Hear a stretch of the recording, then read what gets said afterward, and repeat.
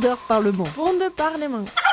Yes, do you have my voice? Wunderparlament. Apprendre à faire de la radio. Il presidente. Ucz się radia. Aprende a hacer radio. Leer radio maken. Chaque mois au Parlement européen à Strasbourg. En el Parlamento Europeo de Estrasburgo. W Parlamencie Europejskim w Strasburgu. Czekamy na Ciebie. In Straatsburg.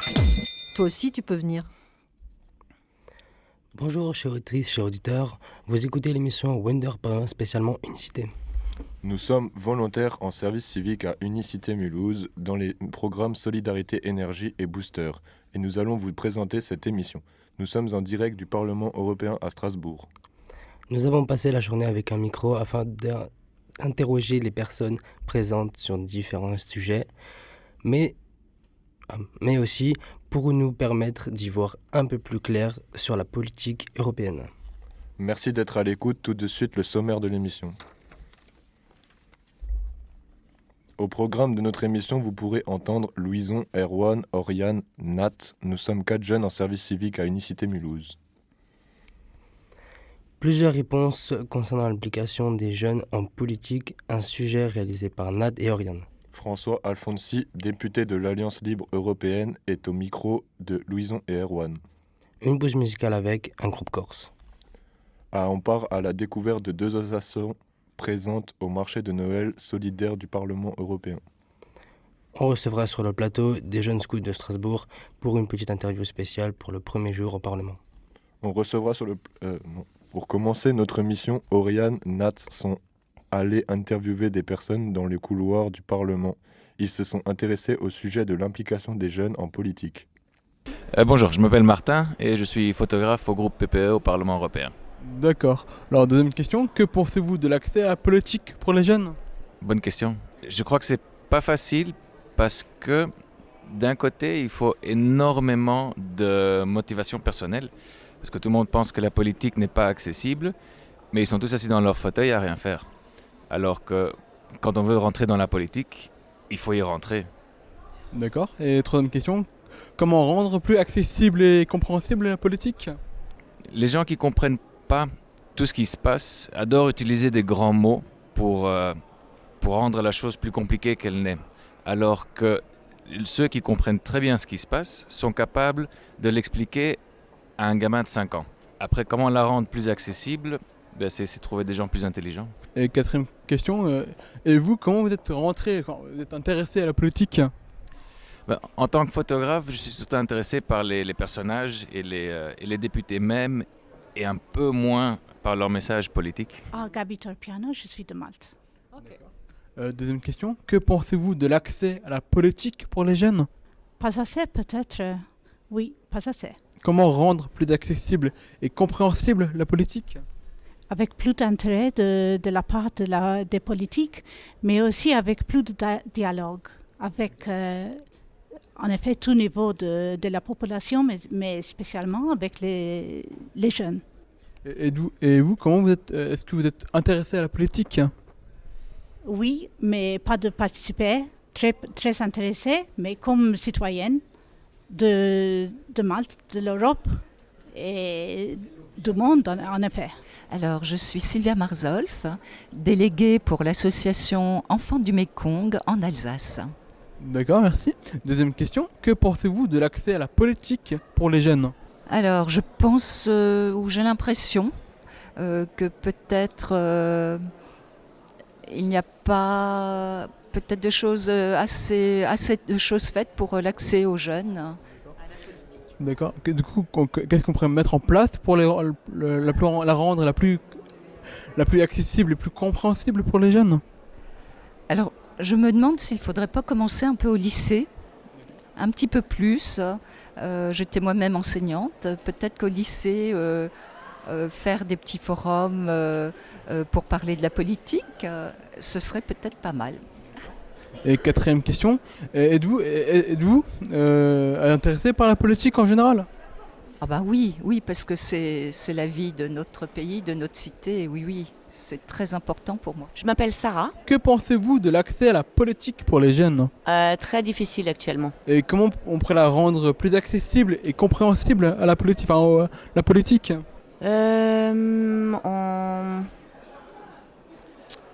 en s'exprimant peut-être un peu mieux, je sais pas.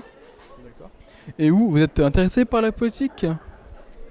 Pas trop en ce moment, non. Alors moi je suis une bénévole là, dans une boutique de commerce équitable qui est la pionnière des... C'est une forme de politique aussi d'avoir soutenu les 3 continents dans le sud. Et voilà. À ce niveau-là, je fais de la politique. Du coup, deuxième question, que pensez-vous de l'accès à la politique pour les jeunes? Je suis pas jeune, alors je peux pas me mettre à leur place, mais je dirais que il y a trop de politiques qui, comment dirais-je, qui présentent mal les sujets ou qui se comportent mal aussi. Premier exemple, le Parlement. Et qui fait que les jeunes peuvent être un petit peu démunis et pas forcément... Enfin, les jeunes s'intéressent à des sujets plus cruciaux comme l'écologie. Je trouve que c'est très politique aussi. Hein. L'écologie, le pouvoir d'achat aussi, parce qu'ils n'ont pas les moyens. Il y en a qui n'arrivent pas, surtout les étudiants, à acheter suffisamment de quoi se nourrir. Voilà. C'est plus à ce niveau-là. Hein. Qu'on soit à droite, gauche, bon. Merci. Et du coup, troisième question, comment on pourrait rendre la politique plus simple? Plus simple. Déjà, c'est les politiques qui doivent la présenter de façon plus simple et montrer les bons côtés de la politique et pas les mauvais côtés. Voilà. Bon, c'est trop court. Hein. Si on devait en discuter pendant 1 heure, j'aurais peut-être plus d'idées. Hein. Voilà la réponse que nous avons obtenue dans les couloirs du Parlement. Je vais à présent demander à Nat de nous donner son avis en tant que jeune de 20 ans citoyen dans l'Union européenne. Alors Nat, t'en penses quoi de la politique ? Ce que je pense, c'est une question compliquée. Hein. Parce que de base, c'est un milieu qui ne m'intéresse pas du tout. C'est un milieu très complexe. Et,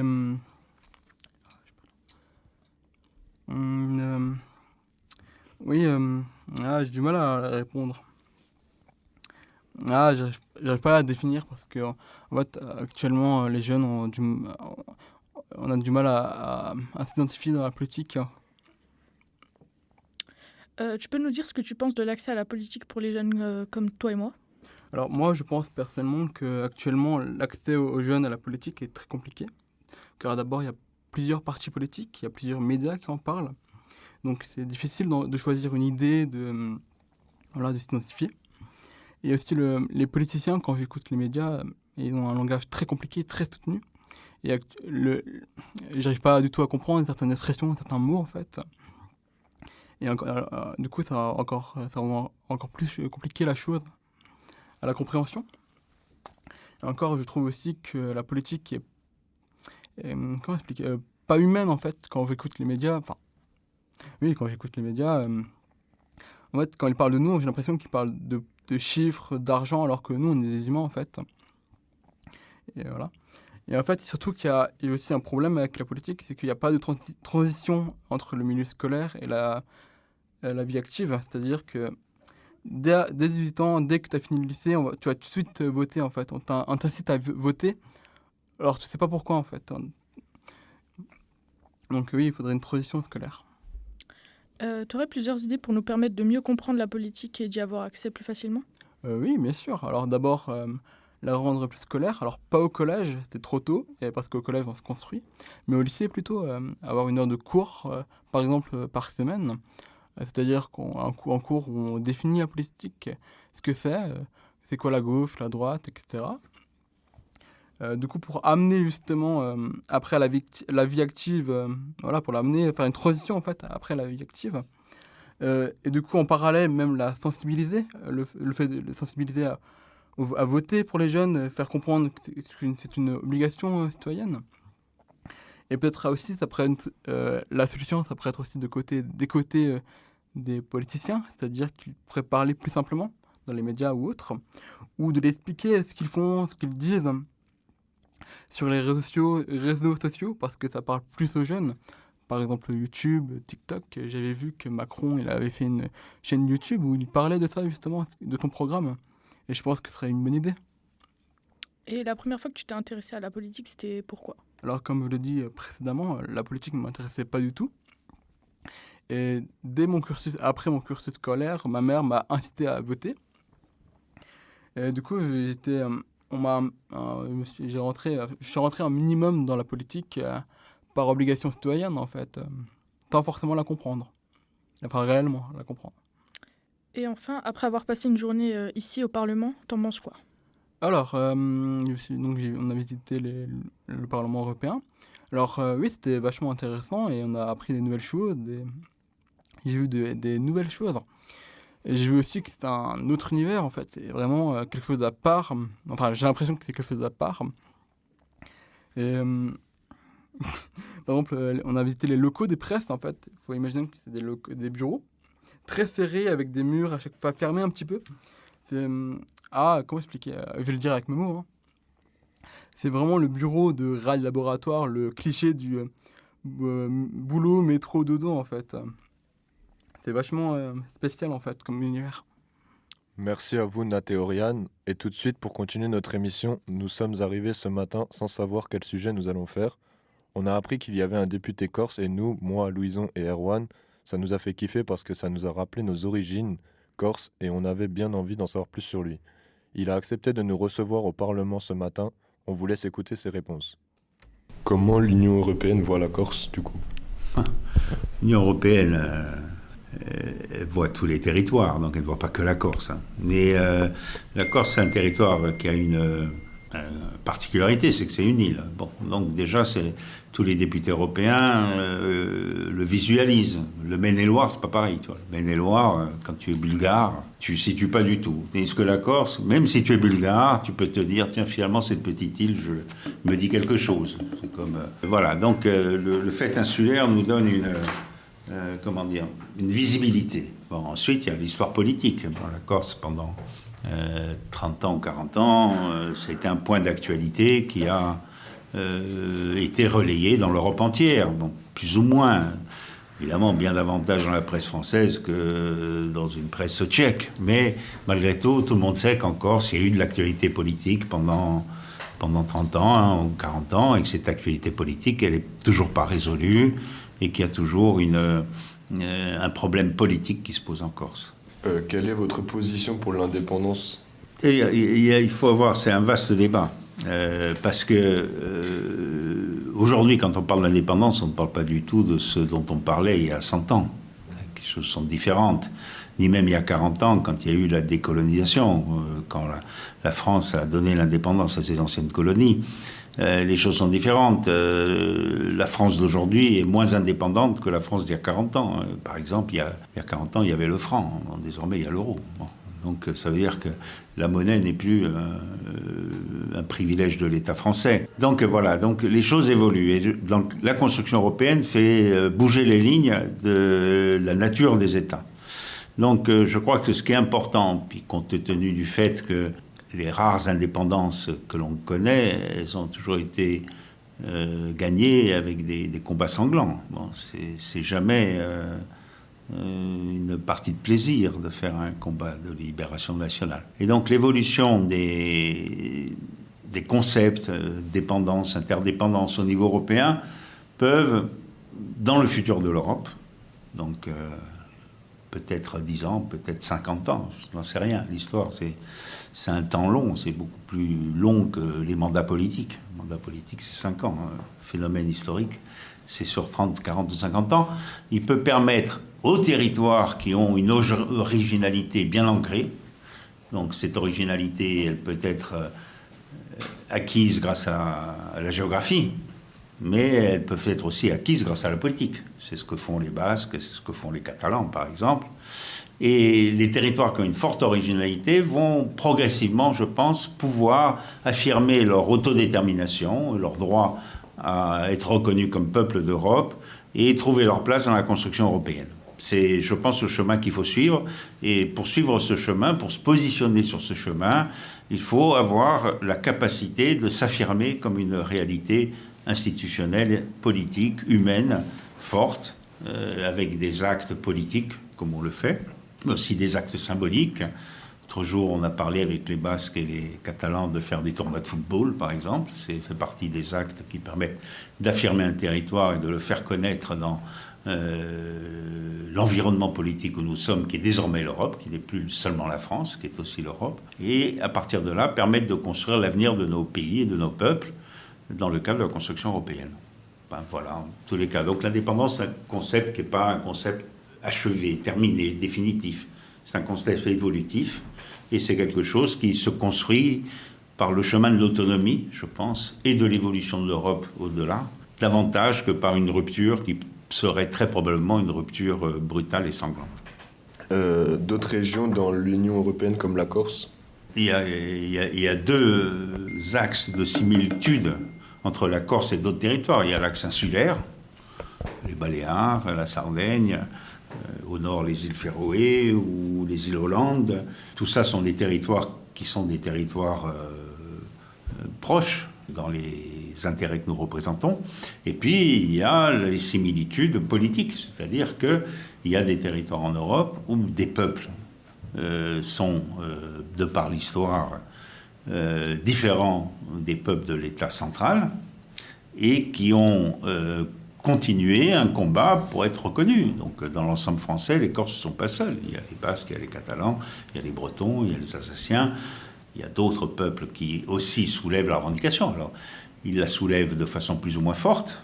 En Alsace, il y a un mouvement autonomiste alsacien, Hochsauerland, qui a, je pense, connu un certain succès récemment.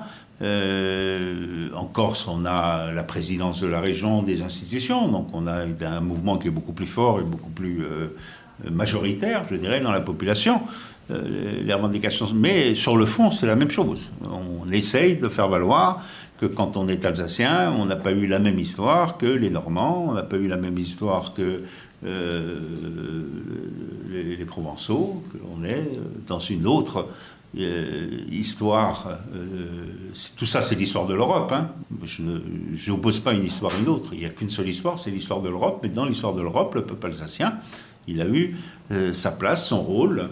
Et il en a hérité sa culture, sa langue, ses habitudes, son art de vivre, et il veut le préserver, il veut le faire valoir dans le futur de l'Europe. Voilà, donc tous nous avons participé à l'histoire de l'Europe, Corse, Alsaciens et autres, et tous nous voulons avoir notre place dans le futur de l'Europe.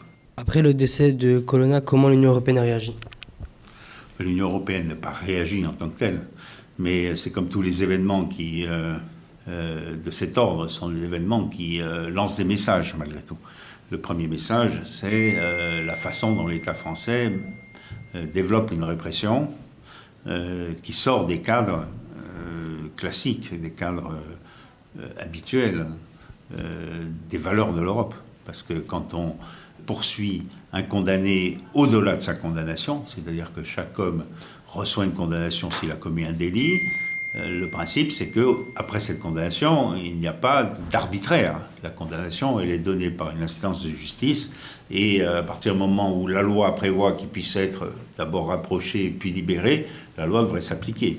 Ne pas appliquer la loi, c'est une décision arbitraire, et l'arbitraire est contraire aux valeurs de l'Europe. Et il a une conséquence, cet arbitraire de l'administration française, c'est que Yvan Colonna est mort. Parce que s'il avait été rapatrié à la prison de Borogo, simplement comme la loi le prévoyait, il serait certainement aujourd'hui toujours vivant. Donc on l'a envoyé dans une circonstance. Alors après, est-ce que cette circonstance a été provoquée, encouragée, organisée peut-être? Ça, les enquêtes le diront un jour. Mais de toute façon, il y a une tâche sur la réputation démocratique de la France. Bon, ça, c'est la première chose. Et donc, cette tâche, évidemment, elle apparaît. Alors après, il faut se mettre, nous, les Corses, il y a eu des très gros scandales, par exemple, en Tchéquie. Il y a eu des journalistes tués pour des intérêts mafieux. Vous allez en Corse, il y a quelques-uns qui en ont entendu parler, mais finalement, ils sont très peu. Donc, il faut se mettre maintenant à la place des Tchèques. Ce qui se passe en Corse, c'est un peu comme ce que les Corses considèrent vis-à-vis de la Tchéquie, quoi. Il y a une distance. Donc, ça ne fait pas non plus le quotidien de l'actualité européenne. Mais ça existe. Quand, comment et pourquoi vous êtes devenu député? Bon, moi, je suis engagé en politique depuis très longtemps. Ça m'a amené à être membre puis responsable d'un parti qui s'appelait l'Union du peuple corse à l'époque, qui était donc le parti d'Edmond Simeoni, de Max Simeoni. À partir de 81, l'Assemblée de Corse a été créée. C'était la première. Il y a eu donc une assemblée. Cette assemblée a été élue une première fois en 82. J'étais candidat, je n'étais pas élu. J'étais sur la liste. En 84, j'étais sur la liste, je n'étais pas élu. Puis en 86, j'ai été élu conseiller territorial. Voilà. Et secrétaire général de l'UPC, secrétaire national. Bon, voilà, après, la vie politique fait que j'ai quitté l'Assemblée de Corse en 98. Et en étant conseiller à l'Assemblée de Corse, on a noué des relations avec d'autres partis autonomistes. On a créé la Fédération Région et Peuple Solidaire. On a noué des contacts avec les Verts. On a permis l'élection de Max Simeoni en 89. Puis en 2009, enfin, il y a eu d'autres relations avec les Verts. La fédération a renoué un partenariat et j'ai été désigné pour être le candidat de la fédération sur la liste qui à l'époque était conduite par Daniel Cohn-Bendit. Voilà, ça, c'était ma première élection en 2009 et je viens d'être réélu dans le même type d'accord et cette fois sur la liste qui était conduite par Yannick Jadot. J'avais une place qui était la place négociée par Région et Peuple Solidaire sur la liste des Verts. Et puis, j'espère que Région et Peuple Solidaire pourra continuer à avoir un poste de député européen, parce que pour nous, c'est très important. Ça permet de bénéficier de l'expérience et des avancées qu'il y a dans d'autres États d'Europe. Hein. Vous savez qu'à part la France, il y a des États qui ont quand même des politiques qui accordent beaucoup d'autonomie à leur région. Ici en Alsace, tout le monde sait que quand on traverse le Rhin ou quand on va en Suisse, c'est pas du tout la même chose. Le canton de Bâle a beaucoup plus de pouvoir que la communauté européenne d'Alsace. Hein. Voilà, donc on peut faire autrement que ce que fait la France. Et quand on est en poste au Parlement européen, c'est un message que l'on fait passer beaucoup plus facilement, tant auprès des Corses et des Alsaciens et des Basques et de tous ceux qui sont concernés, qu'auprès même de l'administration française. Vous êtes toujours dans l'émission Wunder Parlement, faite dans le studio du Parlement européen par les jeunes de Unicité. Et on remercie François Alfonsi, député de l'Alliance libre européenne. Tout de suite, une pause musicale pour rester dans le thème. On a choisi une musique corse. On y quitte tout de suite, Carl Zero. Cette nuit, j'ai fait un rêve. J'ai échappé à la grisaille de Paris, à la dépression nationale, à cette France qui fonce droit dans le mur. Cette nuit, j'étais redevenu un homme libre. Cette nuit, j'étais devenu corse. Senti oh, gros, senti stupid. Bate a Corsica, bate per voi. Bate a Corsica, bate per voi. Bate a Corsica, bate per te. Ti spiego, oh, gros. E se gorsu, une fatu di sangue, fatu d'anima, fare di tempo. Oramai, tocca a noi pinsuti. Di ripiglia all'ota armada che luci vole. Qui robaci Ci foca a frangia e foca o governo. Liberateli sulla de tutti i mangioni. A rombuti vene qui simu turna di più gorsi che i gorsi. Simu gorsi fatin gorsi gai più gorsi di i più gorsi. Simu gorsi fatin gorsi gai più gorsi di i più gorsi. Oh, senti stupid. Bate a Corsica, bate per voi. Bate a Corsica, bate per voi. Bate a Corsica, bate per te. E a Maglietta e Utregli, sta maniera di rispondere sempre, oui on le dit. Gorsi di scima a fondo, strada diritta o nostro, ma che credibility. Vale mu gorsu, strape mu todo, come capre intravate. Pense mu gorsu, signe mu gorsu, independenza per a nostra terra d'accolta. Quando saremo vai essere di l'ONU, ci faremo una rivalità fatta fatta. Pense mu gorsu, signe mu gorsu, independenza per a nostra terra d'accolta. Oh, Corse! D'amour, Ucintu, Ucino Rossi, Calistea più bella cantavano i grechi. Senti oh, senti stupid.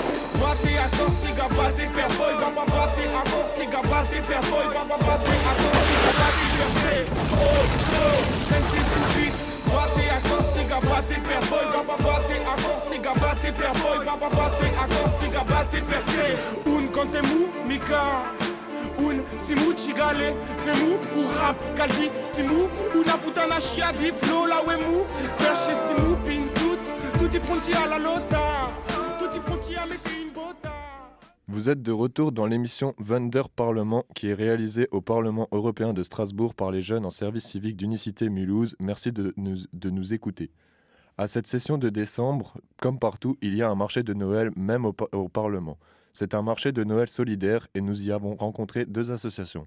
On les écoute tout de suite. Artisans du Monde existe depuis, je veux dire, maintenant 45 ans. Moi, je travaille depuis 42 ans. Et on est les pionniers du commerce équitable. Et on a commencé avec le café qui était vendu à la bourse. Et on trouvait que c'était vraiment les gens qui ont démarré. En fait, l'abbé Pierre, c'est l'abbé Pierre. Après s'être occupé de ce qui, vous savez, ils se sont dit, mais là-bas dans le sud, en Amérique latine, en Asie, en Afrique, ils sont encore plus malheureux que nous. Et on s'est donc intéressé à ce sujet, mais c'est quand même avec le café que ça a commencé, parce qu'il était vendu, et là-bas ils étaient exploités à mort. Bon, ils le sont encore, mais ceux qui sont dans le commerce équitable sont payés à un juste prix. Le bon exemple que je donne, une femme, elle est seule, elle a des enfants, elle est veuve, et elle exploite des champs de café. Autrefois, elle amenait son café à la coopérative et elle partait, on ne l'avait pas payée, elle ne savait pas combien elle serait payée. Maintenant, elle vient avec son café, elle sait combien elle sera payée parce qu'elle connaît le prix et elle est payée tout de suite. Vous voyez, il y a quand même une différence. C'est un petit exemple. Voilà. Merci. Plus expliquer simplement, c'est quoi le commerce équitable ? Le mot équitable, ça veut dire que ceux qui travaillent là-bas, ils sont payés de façon normale, équitable, c'est-à-dire un juste prix. Merci beaucoup. Et puis il y a tout un ensemble. Par exemple, au niveau de la santé, ils ont accès aux soins, les enfants vont à l'école, les femmes, les handicapés travaillent comme tout le monde et sont payés un juste prix. Bon, le prix du pays, pas en euros, on est bien d'accord, mais sont payés correctement pour pouvoir vivre. Voilà. Merci beaucoup. Au revoir. Au revoir. Alors, cette association, qui a déjà plus de 60 ans, a pour but principal de scolariser les enfants des familles pauvres en Asie du Sud-Est. Nous sommes implantés au Laos, au Vietnam, en Thaïlande, au Cambodge, en Birmanie, mais aussi aux Philippines. Elles aident aussi, bien sûr, les familles qui sont dans la nécessité. Et elles montent aussi des projets comme des foyers scolaires pour accueillir les enfants qui habitent trop loin des écoles, les loger, les nourrir et les scolariser. Nous sommes au Parlement européen depuis plusieurs années déjà, effectivement, et nous sommes chaque année reçus parce que je pense que c'est une association qui a de beaux projets et une belle éthique aussi. Vous êtes de retour sur l'émission Wonder Parlement sur la radio WNE au Radio Quetch. Tout de suite, nous accueillons en plateau les scouts de Strasbourg. Bonjour et bienvenue à vous. Pour nos auditeurs, pourriez-vous vous présenter ? Alors, je m'appelle Valentine, j'habite du coup à Strasbourg et je suis scout à la Roberto du coup depuis maintenant 7-8 ans. Et moi je m'appelle Oscar, donc pareil, j'habite à Strasbourg, j'ai maintenant 17 ans et ça fait également une dizaine d'années que je suis scout et aujourd'hui actuellement on forme un groupe, on est en première année compagnon. Pouvez-vous nous expliquer en quoi consiste être scout ? Alors le scoutisme c'est des groupes de jeunes du plus petit âge jusqu'à nos 18 ans et plus, avec des projets à l'année, réunis tous ensemble, voilà. Et ces projets sont basés sur les valeurs qu'on partage. Donc, par exemple, certaines valeurs qu'on met en avant, on le partage. Et comme l'a dit Valentine, on se regroupe tout au long de l'année pour aboutir à un projet basé sur une action caritative. Vous avez des exemples ? Ouais, bien sûr. Par exemple, pour cotiser chaque projet, on va faire des extra-jobs, donc aider certaines personnes. On va faire une action contre une somme d'argent qu'on nous donne, qu'on nous propose, etc. Et pour aboutir à un projet. Et ce projet se fait souvent dans un cadre caritatif. Et ce cadre caritatif, ça peut être n'importe quoi, ça peut être rénover quelque chose. Ça peut être aider des gens, ça peut être nettoyer des plages par exemple, n'importe quoi. Et comment vous êtes devenu scout et c'est quoi qui vous a motivé? Bah alors, moi je suis arrivée chez les scouts à la Roberto par des amis. Enfin, c'est souvent d'amis en amis, de connaissances. Je suis arrivée comme ça là-bas. Ah, exactement pareil, c'est du bouche à oreille. Qu'est-ce que vous apprenez en tant que scout et c'est quoi votre activité préférée? Alors chez les scouts, bah, on apprend un peu vraiment à tout faire. C'est ça qui est assez fou, c'est que on apprend à vivre dans la nature, à monter des tentes, à faire des feux. On apprend à faire la cuisine sur un feu de camp. Enfin, on apprend, on crée plein d'amitiés. C'est ça qui est fou, c'est qu'on rencontre plein de gens. Et je pense que c'est ça le plus beau, c'est ce que je préfère moi. En fait, au scout, on n'apprend pas que l'image de vivre dans la nature, etc. On apprend aussi des valeurs. On nous transmet des valeurs et cette vie en société. Donc on nous apprend à vivre en société et à se partager des choses et des moments inoubliables. Et en plus de ça, on peut dire que les scouts, c'est une école d'une vie. Vous pouvez nous chanter une petite chanson? Moi, j'avais la petite musique de La Promesse, donc ça fait juste le refrain, ça fait une chemise, un foulard et ton sac sur le dos. La promesse d'une main qui t'aide à passer la rivière. Et c'est un petit peu notre slogan de notre promesse d'engagement. Et pour finir, vous avez vécu comment votre après-midi au Parlement? Alors moi j'étais déjà venue, mais je sais que les gens avec qui je suis venue étaient jamais venus. Et c'est hyper impressionnant. Et en y allant, alors c'est le Parlement européen, mais je pensais pas à entendre autant de langues différentes et rencontrer vraiment autant de personnes. Mais j'ai trouvé ça vraiment super de venir et de voir l'envers du décor un petit peu. Ouais, et quant à moi, j'ai trouvé ça très enrichissant et j'ai été aussi étonné par toute la culture qu'on a pu y rencontrer et les langues étrangères. Merci. Nous vous remercions de nous avoir écoutés. Cette émission sera disponible en podcast. On tenait à remercier toutes les personnes qui ont répondu à notre micro. Merci à Unicité de nous avoir fait vivre cette expérience au Parlement européen. Et merci à Luc et Ninon pour nous avoir fait découvrir leur métier. Et pour cette superbe journée, on vous souhaite une bonne journée, une bonne soirée et à bientôt. Wunderparlement. Wunderparlement. Yes, do you have my voice? Wunderparlament. Apprendre à faire de la radio. Il presidente. Ucz się radia. Aprende a hacer radio. Leer radio maken. Chaque mois au Parlement européen à Strasbourg. En el Parlamento Europeo de Estrasburgo. W Parlamencie Europejskim w Strasburgu. Czekamy na Ciebie. In Straatsburg. Toi aussi, tu peux venir.